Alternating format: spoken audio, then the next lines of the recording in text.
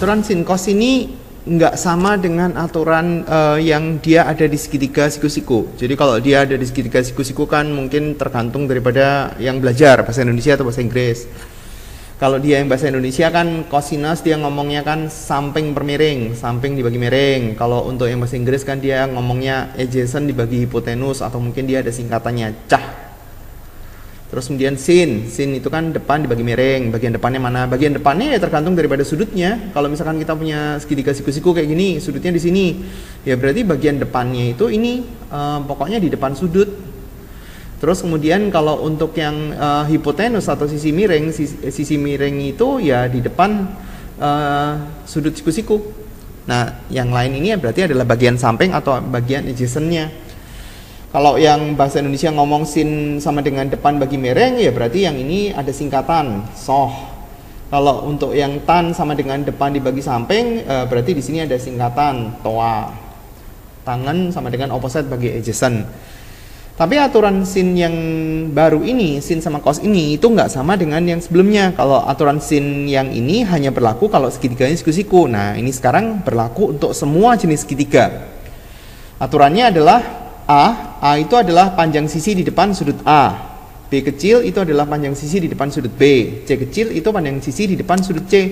Jadi kalau misalkan kita tulisin aturan sin A dibagi sin A sama dengan B dibagi sin B, sama dengan C dibagi sin C. Kita mau ngambil dua boleh, kita ngambil ini aja. Maksudnya A dibagi sama sin A sama dengan B dibagi sama sin B boleh. Atau kita mau ngambil ini sama ini boleh. Atau misalkan kita balik juga boleh. Sin A dibagi sama A sama dengan sin sudut B dibagi sama B sama dengan sin sudut C dibagi sama C. Itu juga nggak masalah. Ini panjangnya, ukuran panjang yang A besar itu adalah sudut.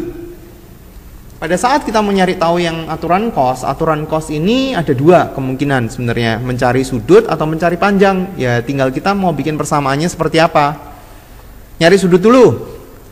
Cara ngafalinya adalah ini berlaku untuk semua segitiga yang bukan siku-siku sekalipun, siku-siku juga bisa. Kalau misalkan kita mau nyari tahu sudut A, cosinus daripada sudut A, cara ngafalinya gini.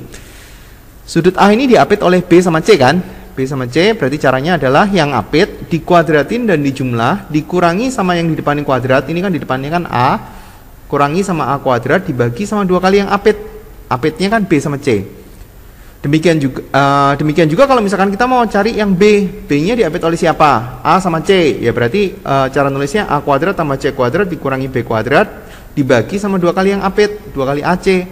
Cosinus C bagaimana? Ya sama lah. Yang apit siapa ya? A sama B. Berarti kita tinggal tulis A kuadrat tambah B kuadrat dikurangi sama yang di depannya kuadrat dibagi dua kali yang apit, dua kali AB. Itu kalau mau nyari sudut. Bagaimana kalau mau nyari panjang?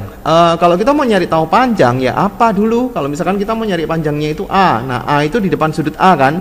Caranya adalah B kuadrat tambah C kuadrat dikurangi sama 2BC dikali sama cosinus A. Sebenarnya rumus ini tuh berasal dari ini.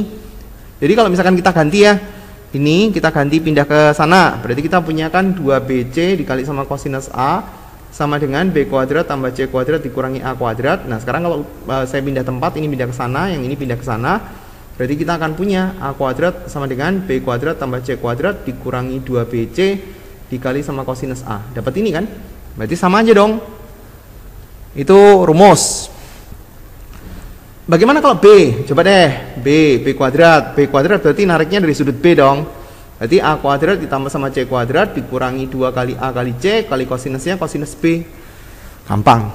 Nah sekarang bagaimana caranya pakai? Kuncinya adalah kalau misalkan di sini kita punya A, di sini kita punya B, di sini kita punya C. Kalau dia diketahui sudut sama sisi yang di depannya, misalnya nih, misalnya kita diketahui sudut ini, terus kemudian kita diketahui sisi ini, terus kemudian kita diketahui sisi ini, terus kemudian mencari tahu ini. Ya ini kan pasangan nih. Sisi sama sudut yang di depannya. Berarti ini ngerjainnya pasti pakai aturan sin. Pokoknya kalau misalkan dia itu ada pasangannya, pakai aturan sin pasti. Nah selain itu pakai aturan cos.